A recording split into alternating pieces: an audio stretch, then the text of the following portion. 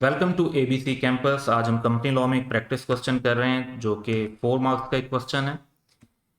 Recently, the company secretary of Alfala Sugar Mills Limited (ASML) has received a letter from Ghalib, a shareholder whose holding in the company's share has increased to 14% during the year, seeking appointment on ASML's board of director। यानी उनकी share holding क्योंकि 14% तक बढ़ गई है गालिब की, तो वो ये चाहते हैं कि उनको जो है कंपनी में बोर्ड ऑफ डायरेक्टर में उनकी अपॉइंटमेंट की जाए।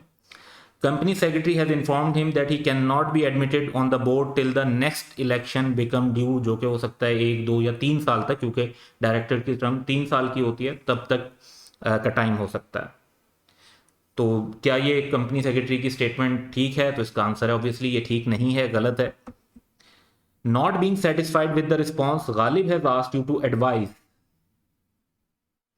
on the above matter and explain the course of action available to him under the company's Act 2017। अच्छा, अब पहले तो हम ये बात करते हैं कि जी क्या सिचुएशन इसमें एडवाइस क्या होगी और फिर एक्सप्लेन करना है कोर्स ऑफ एक्शन। तो पहली बात तो ये कि जनरली अगर हम देखें तो बोर्ड ऑफ डायरेक्टर का जो टेन्योर होता है वो 3 साल का होता है, और इसकी एक्सपायरी से पहले तो सिर्फ तभी कोई पर्सन डायरेक्टर के तौर पर अपॉइंट हो सकता है अगर कोई डायरेक्टर रिजाइन कर दें, डेथ हो जाए, डिस्क्वालीफाई हो जाए, रिमूवल हो जाए, तो कैजुअल वैकेंसी को फिल करने के लिए हो सकता है। लेकिन एक जो कोर्स ऑफ एक्शन भी है और जो एडवाइस भी है वो ये कि अगर कोई person requisite share holding acquire कर लेता है to get him elected as a director, he may require the company to hold fresh election of directors. अब यहां पर क्वेश्चन में ये क्लियर नहीं है कि ASML जो है वो लिस्टेड कंपनी है या नहीं है। तो लिस्टेड कंपनी अगर हो तो उसके लिए फर्दर ये शर्त भी है कि वो इन फ्रेश इलेक्शन के लिए वो प्रोसीजर फॉलो करेगी जो SECP ने अपने रेगुलेशंस में स्पेसिफाई किया हुआ हो। तो अब यहां पर ये जो क्लैरिटी नहीं है कि 14% क्या इनफ है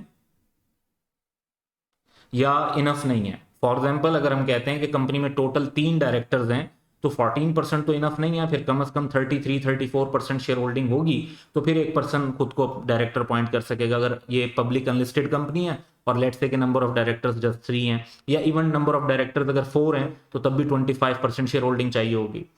अगर ये लिस्टेड कंपनी है और उसमें तो फिर कम से कम 7 डायरेक्टर्स तो होते ही हैं, तो उसमें चांस ये है कि ये जो 14% इंक्रीज हो गई है इससे वो 1 आउट ऑफ 7 डायरेक्टर की शेयर होल्डिंग को कंप्लीट कर लेंगे। तो क्वेश्चन में फुल क्लैरिटी नहीं है कि एग्जैक्ट कंपनी के टोटल नंबर ऑफ डायरेक्टर्स कितने और कंपनी लिस्टेड है या अनलिस्टेड है।